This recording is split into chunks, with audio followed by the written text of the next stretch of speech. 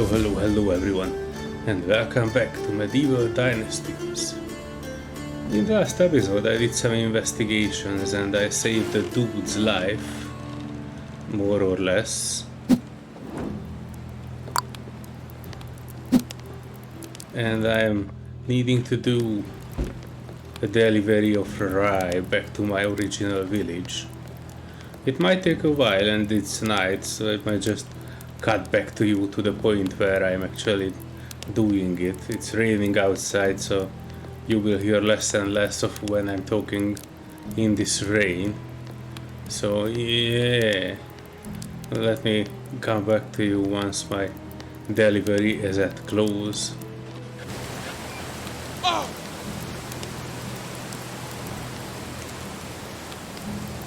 1,300 meters at the dead of the night. This must have been a horrible place and time to be alive in the medieval ages. No electricity, no proper transport. Everything is shitty and wet and muddy. I don't envy the Middle Ages. It would be fun to live there with my modern knowledge of engineering. But, yeah.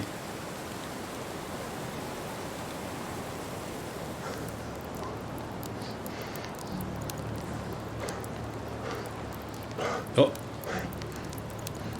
It's the edge of the village. I can't say it was an easy ride to get back here. It's pitch dark outside. Sargost.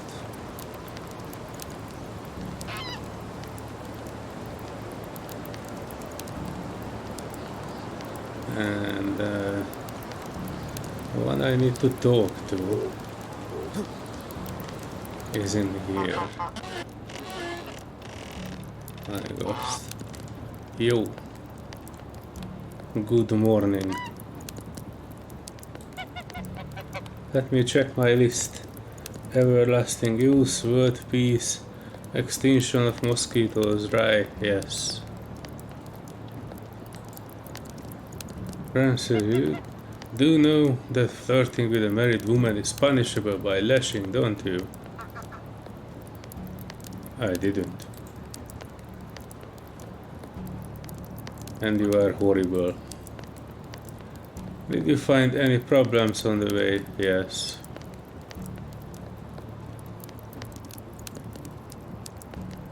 Slaying dragons. Oh jeez. The elves definitely weren't happy about it. Here's your payment, conqueror of the simple errand. Simple errand? A dude was bleeding to death. I was searching for 2 hours for his bleeding out body in the rain. Wasn't it simple?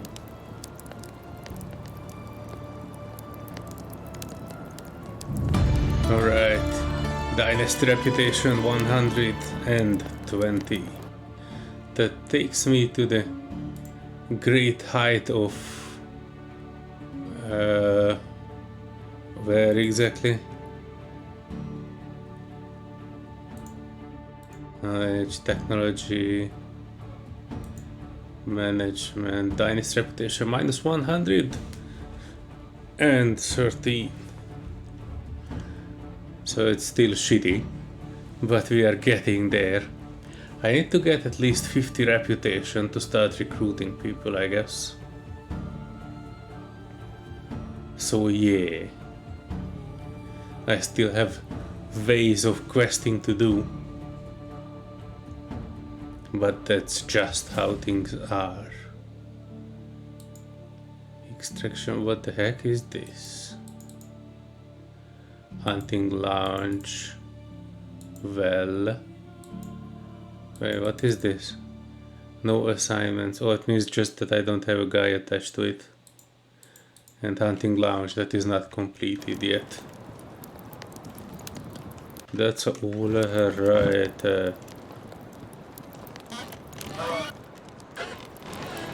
Alright.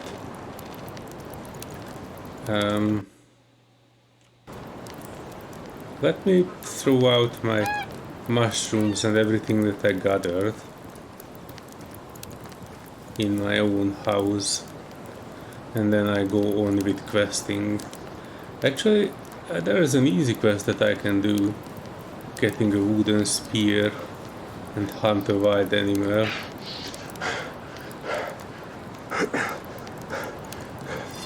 Since I'm here, I think I can fix that.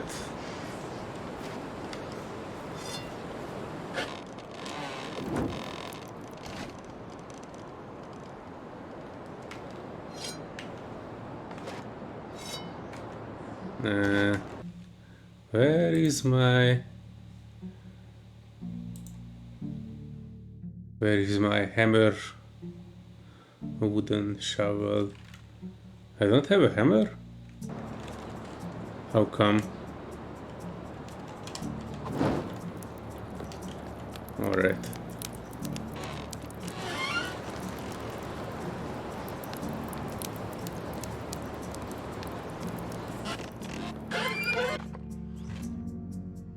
Mushroom?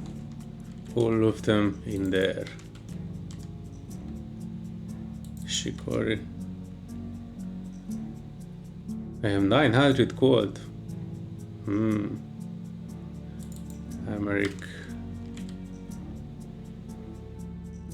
Parasol mushroom. Forage.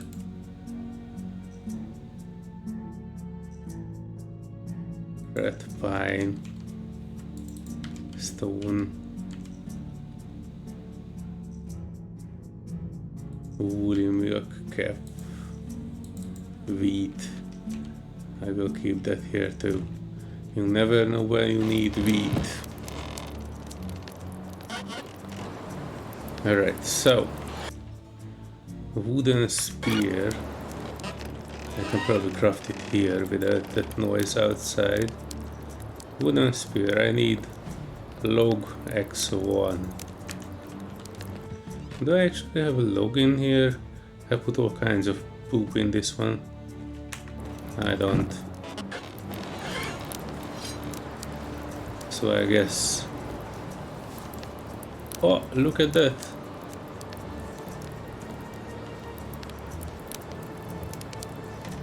I got a rabbit.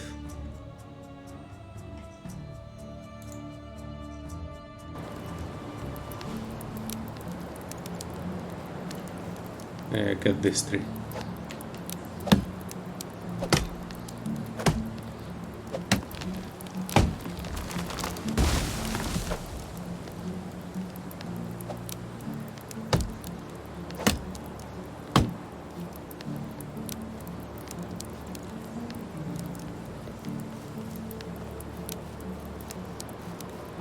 And this place looks too dark.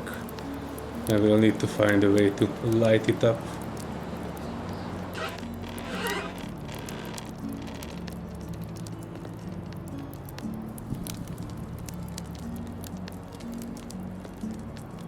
Alright, so handcrafting spear. Oh yeah, decorations, campfire, traps, seeds, tables, lighting, and I've unlocked none of it.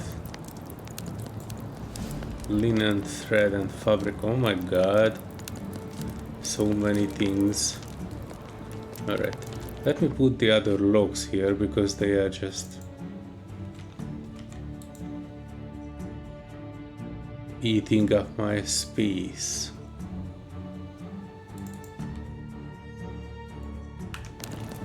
And I will need to apply that wooden spear somewhere. Actually, let me sleep through this.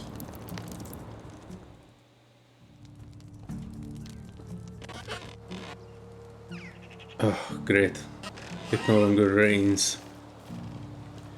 Alright, so I need to go that way, and then in the meantime I have this spear here. I need to poke some animals in the bum.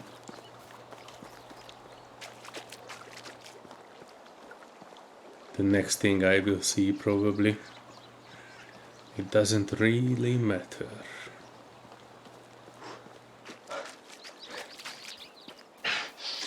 Oh, my stamina is out. I will not hunt for anything with 0 stamina. Oh, there is something. There is a rabbit.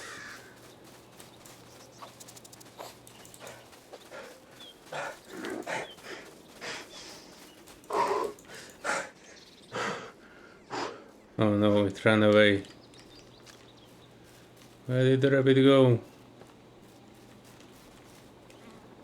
Oh, there it is.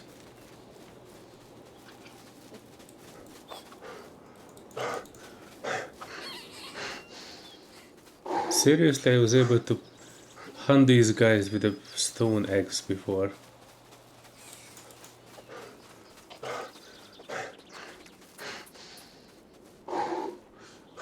Oh, I can actually throw it.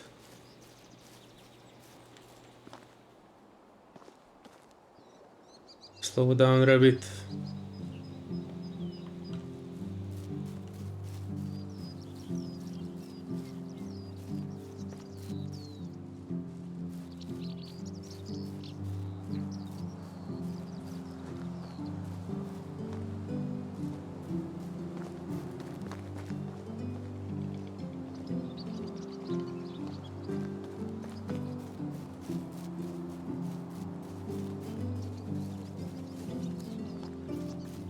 Come on, come on, come on.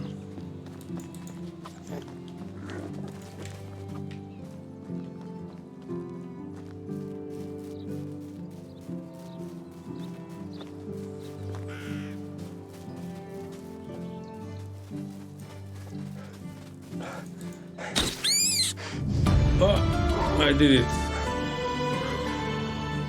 It wasn't easy.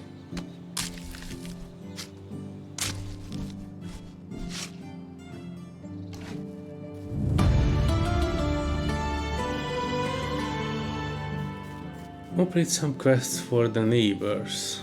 1 out of 3. That's good, I'm just working on the 2 out of 3.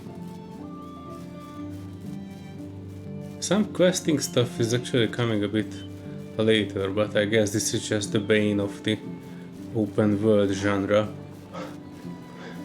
There's a chance that you complete stuff earlier than you should have.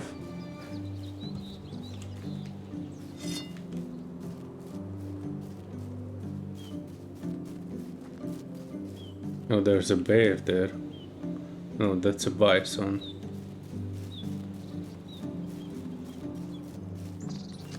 I don't need to hunt bison.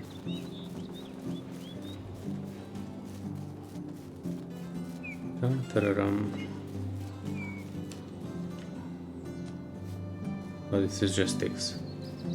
It had a different leaf. I thought that it's a herb or something.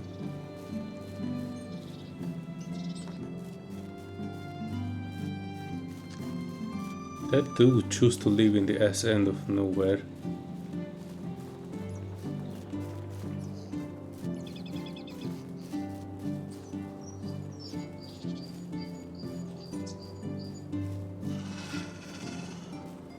Uh-oh. I heard some wolves. That dude chose to live next to wolves. What an idiot.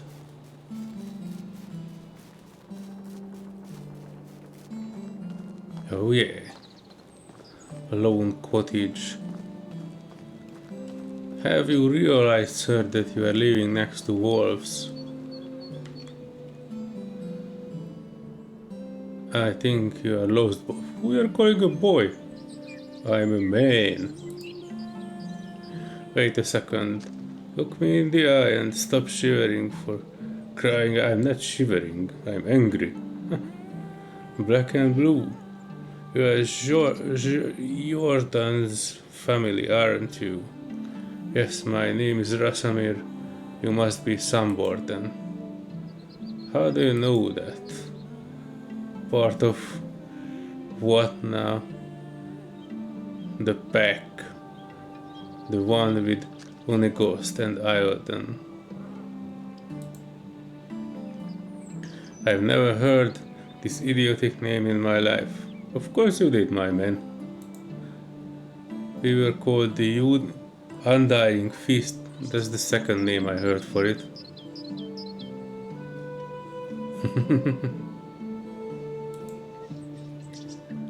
Whatever. What do you know? What are you, like 12? Why does it matter how old I am? This game is obsessed with age.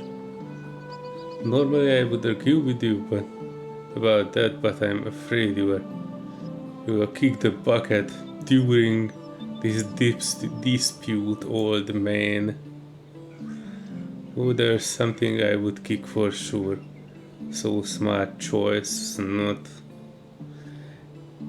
Anyway, I would love to hear some story. I don't really want to hear stories about this guy. I want to shove my wooden spear into his other eye.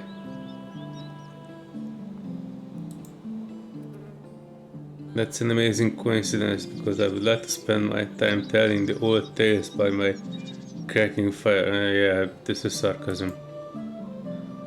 Leave my property and forget where it is. A moment of really just tell me, what was my uncle like? How did you become the Undying Fist? And what did you exactly do? You don't know what we did. Argos didn't tell that part. Yeah, alright. But be quiet and try to be less annoying. What do you mean annoying? I can punch you in the nose, my dude. Where should I begin? Right. It all started when Iodine left his home. He was 18 at the time, and I remember correctly that clever bastard was always too big of a fish for his birthplace, and he knew that. Left as soon as he could. But cleverness at such a young age always means two things: being arrogant and hot-headed. Which one are you, my dude? His plan was to set out on a big adventure that is pretty detailed, huh? Past like that is paved with skeletons of young idiots, but none of them was Iodine. Either way, he was wandering for days. Days soon turned into weeks, rations into dust. He was useless as a hunter back then, at least, so berries and mushrooms was all he could get, so obviously he needed some coins. He came across a manor with orchards so vast they seemed like an ocean. Iodine managed to find some work there. A week of backbreaking labor had passed. His hands were covered in blisters, skin red from scorching sun, knees pulsating from pain. What? Do you want me to finish? Where was I? Alright. Exhausted from the work, went to the lord of the manor with a smile on his face to collect the payment. His stomach was already full with fantasies of the delicious treats he was dreaming of buying, and the wallet was ruined by the hand of the lord holding the couple of lousy coins. Iodine was furious. That was merely a fraction of the pay he was supposed to acquire. He started shouting, the lord demanding justice. Peasants were just flies to the lord's disgusting, replaceable insect, and what do you do with a fly which buzzes too loudly? Both the lord palms were stuck Iodine's ears with the strength of an ox. Okay. That's some sort of a jujitsu. Iodine fell to the ground, stunned, and the lord's guards threw him out the manor like garbage, stealing that few pathetic coins while doing so. If I may add, it wasn't until evening when Iodine regained his hearing, and with it came a fervent thought, a thought of revenge. Your uncle was quite capable fighter when I met him 10 years later, but he wasn't back then. He knew the guards would massacre him if he only came close. So he needed to find another way to fulfill his vengeance. Adam was always ambitious, but that hatred fueled him like nothing before. What came later was me becoming bored of this conversation. Come on, dude, you can't just stop a story like that.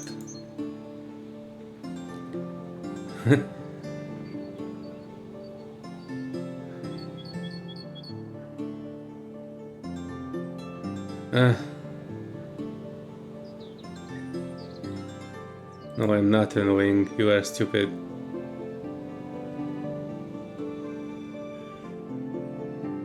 Alright, I need to do some chores for him. Grab a shovel. It's a piece of crap, but will do. There are clay deposits behind the house. Go there and dig up some clay.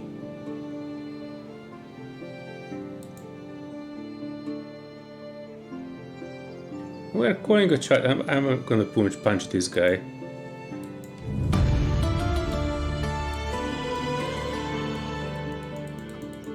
Yeah, I'm gonna punch you.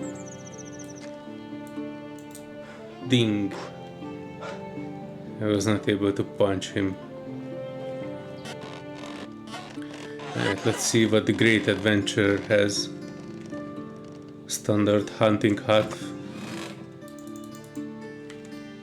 With some stuff. I take all his stuff. Just because he was a dick.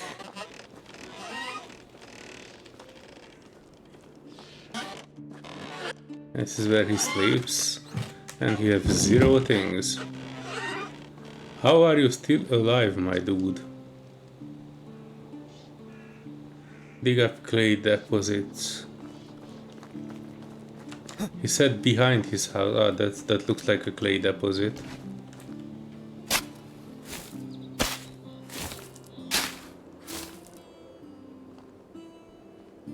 Oh, look at that. Tiny deer figurine.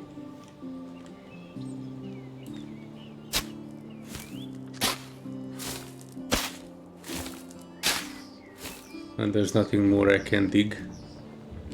I guess I will need to find another one. Oh, there it is.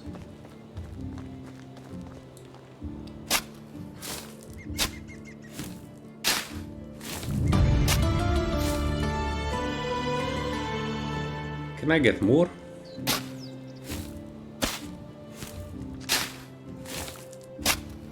You never know when this will be useful.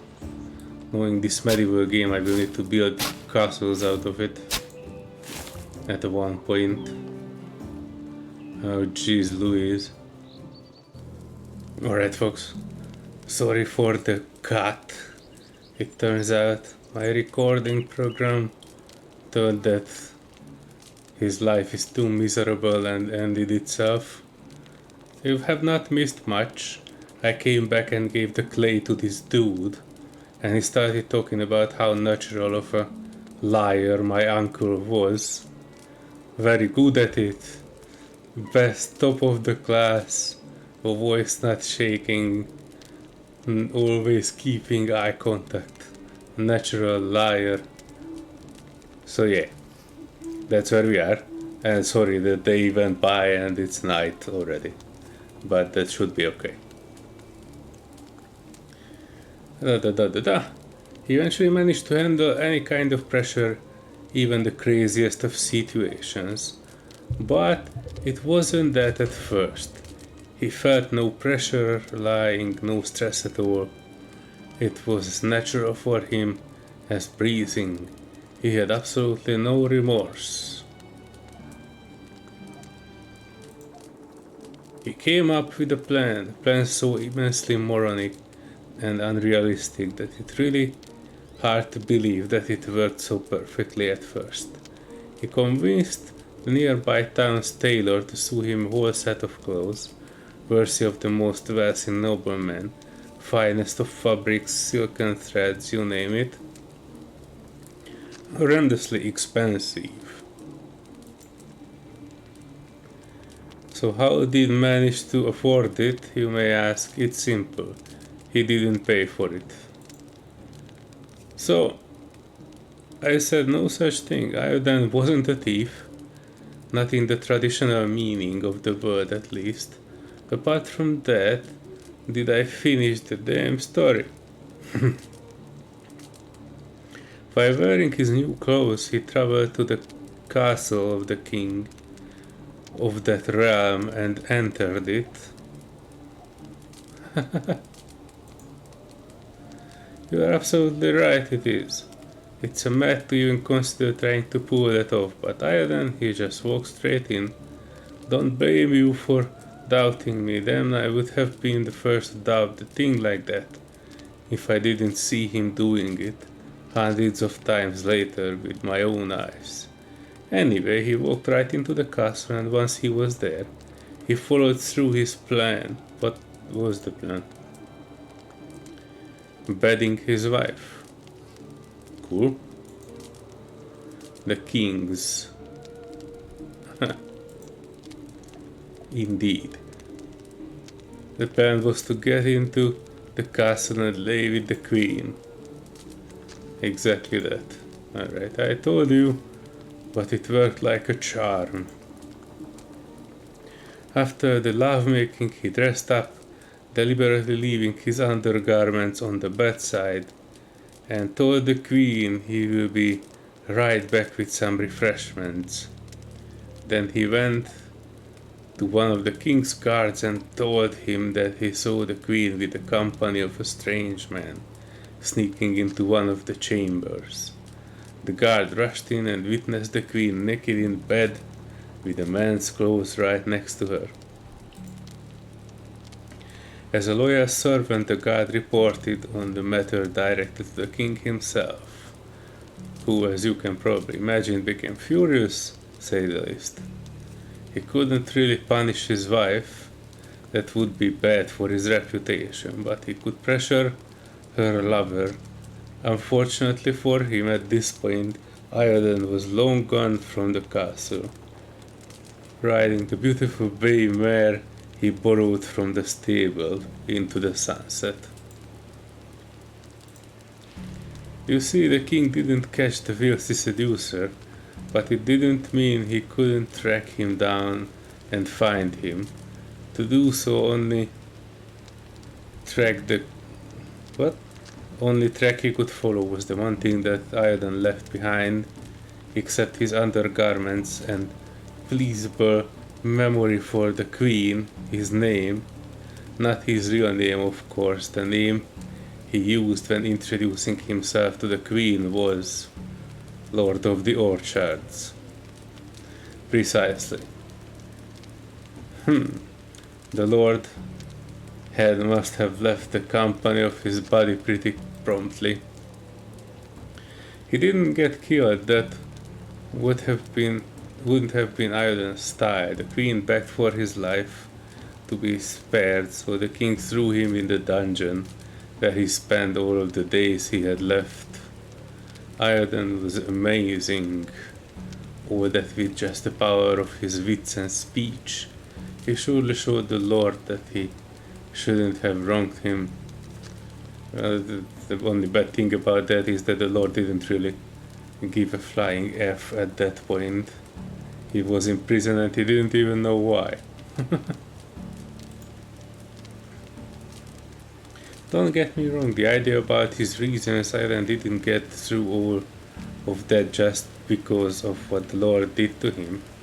You see, the Lord was cruel, merciless brute. He mistreated all of his subjects, killed for fun, raped for sport. People used to call him a laundryman because one of his habits was drowning his bastards in a lake right after birth like unwanted kittens. Oof. Iodine needed to stop him, and he did. But that's not the end of the story. After the Lord's capture, someone had to take his place. He didn't have any rightful successors, but then, with just an uncanny perfect timing, came a distant cousin of the Lord's, charming young man with two different eyes. He easily acquired all possessions of his sentenced relative, but Hayden didn't want any of that, not for himself. He took once 3 bags of coins from the treasury and left everything else in the hands of the peasants. They were elated. He is still probably worshipped there, I can tell you that. And one more thing, why 3 bags, you might ask? There were 3 in the gang. That's easy. One for the tailor, other one from the stableman he took the horse from, and the last one for himself, with the exact amount of coins he was rightfully supposed to earn for his work at the orchard. I told you Aiden wasn't a thief, and that was it. He mounted his beautiful mare and left the realm, continuing his adventures. At least that's the story used to tell us. Nothing of that may be true at all, but that's just how he was.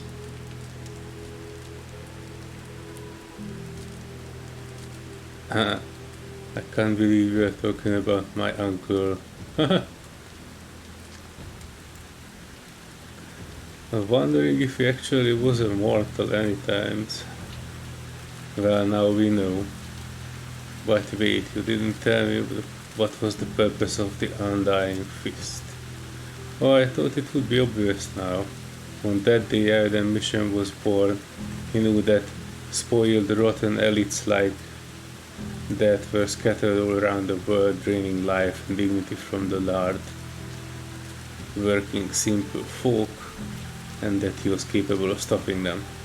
Oh, so your whole bandit crew was about, you know, sticking it to the man. To some extent at least, so that's exactly what he started doing, overthrowing corrupted lords, giving back to the community. But it wasn't like, he, guess you could say that. How did you join the pack? Aiden was working solo until met on a ghost. That rat's agile fingers could work where Aiden's tongue didn't, and then they needed somewhere with other talents they were lacking, like strength, manliness, bravery, independence, gallantry, integrity. And where did they find that? If not in you, I guess.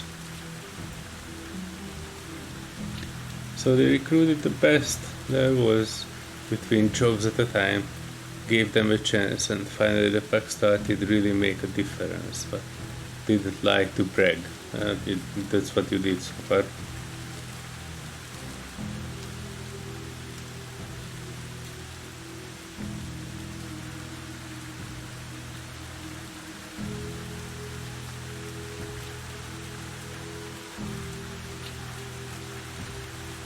I already spoke more words than words you to listen. I did it in the last 5 years to anybody, so it's time for you to go, and preferably don't come back ever. Yeah. These one option dialogues are not particularly convincing.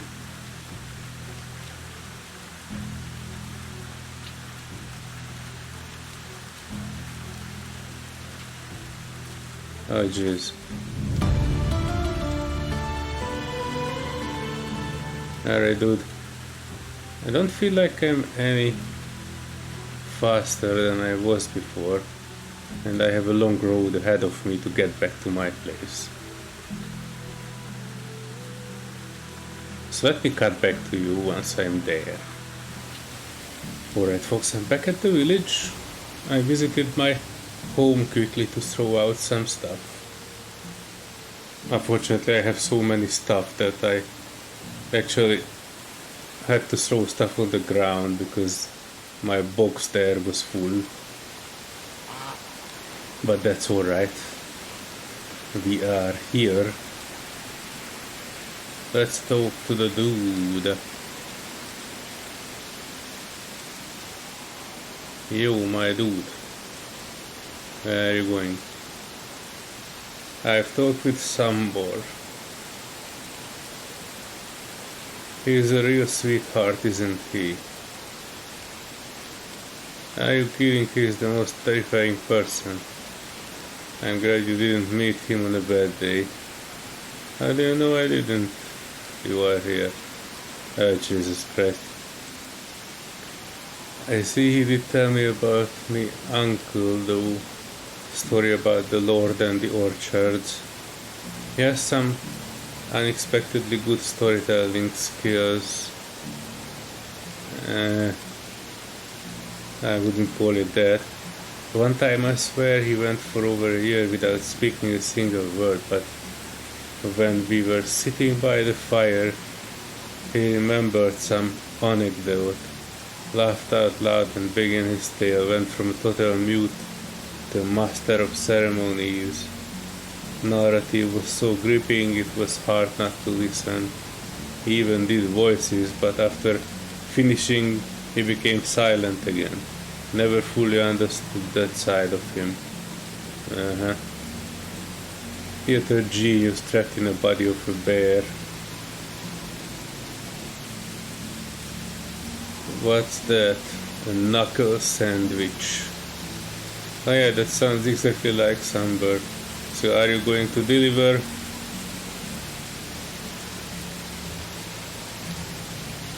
Oh sure, love people punching me in the face. Around the valley I'm known for it. Would you be so kind to do it for free though? I'm all out of being punched in the face budget. Okay.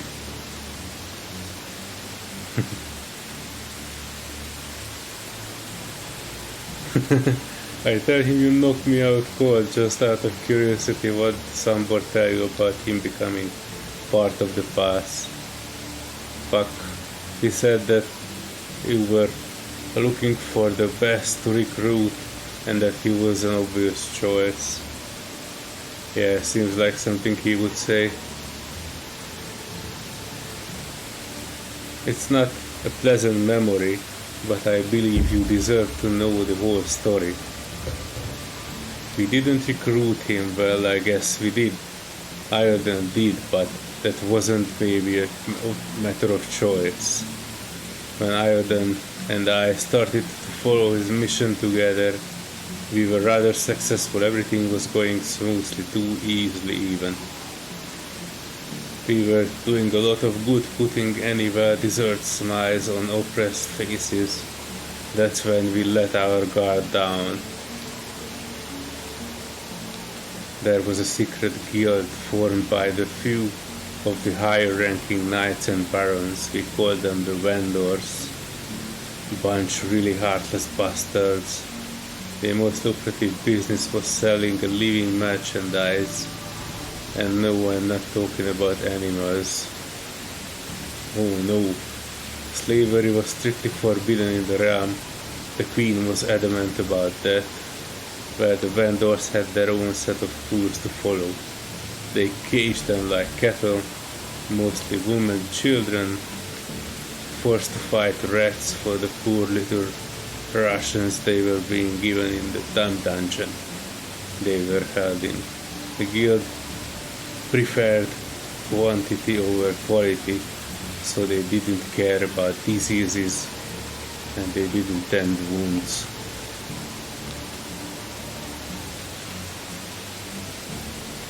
Sometimes it took them weeks to get the dead out of the cages. Survival of the fittest. Rather outstanding of the last fortunate. It was simply horrible. If you ask me, all the damn guild deserved cruel and slow deaths, but that wasn't how we operated. I had made it very clear on day one. We were never to take a life. That was the most important. Anyway, we managed to get everyone out.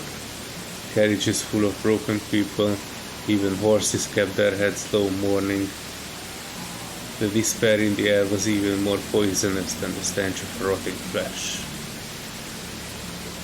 And in all that we forgot to make ourselves safe as well. We were called by the mercenaries who bought us the torture chamber. Yeah, the Gorson place had an even worse room hidden inside. The vendors weren't in their patient mood, so they sent their worst torturer right away. I was horror-struck, petrified, could barely breathe. Ireland didn't say a word, just looked at me. His eyes were relaxed but focused. Realized he wanted me to be calm as well, but I couldn't.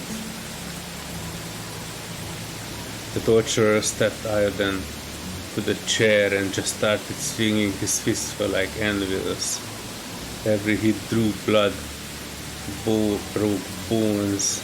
Matter of seconds, Ireland's face looked like a bloody corpse. Only thing poking through it was his smile. One of the many times I wondered if he was even human. The torturer quickly realized that he needed a different tool, such a unique specimen, and went to grab his blades. That's when Ireland started talking. He was making him offers one after another. Torturer just kept carving his torso like it was preparing a steak to be grilled. There was so much blood, I could taste it in my mouth. Wanted to pass out just to run away from all that, but couldn't. Heart was pounding too fast. Don't look like too troubled after that, my dude. Suddenly the torturer stopped. He looked at me, back at Ireland. This was the only thing he said. If you are lying, you are going to watch me do the same to him. I was about to puke, but Ireland just nodded, and he untied both of us and helped us escape. There were more mercenaries on our way, heavily armed. No one stopped us, even they were terrified of that guy. We managed to get out in one piece.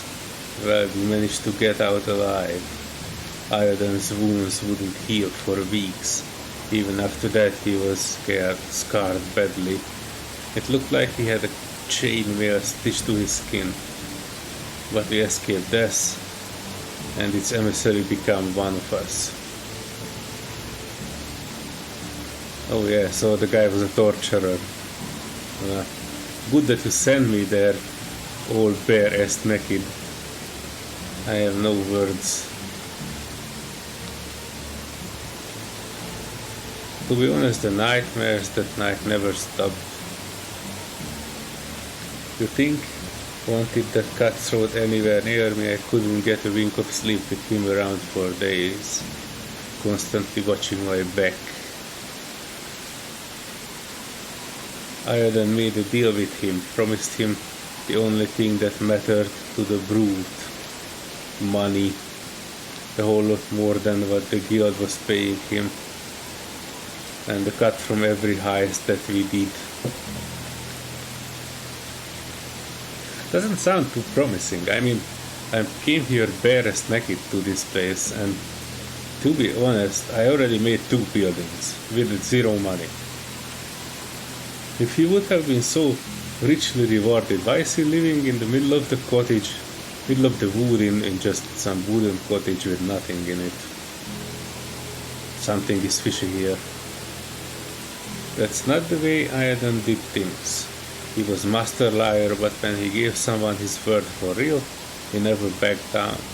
Besides, as later found out, Samber wasn't evil in his nature, he was just a true soldier. Yeah, not really buying that. Did what was asked of him. I then spent hours talking with him, explaining our rules and conducts. Never broke any of them. I hope you will never have to. I have been through a lot after all these years. One thing I wish the most is to have a boring, steady life. Alright. Not the type of person to get bored. My next request won't be boring to you at all. What do you need me again, dude? I just completed a quest for you. I need you to go to Borough, find Ida, and get my Skype back from her.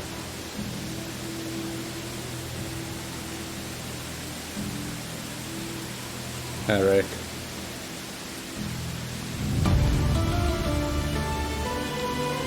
Yeah. One quest down, but let me go in here just for the momentary peace and quiet. Because that talk in the rain was cutting into my ears. Skills, journal, management. Alright. Dynasty reputation minus 25.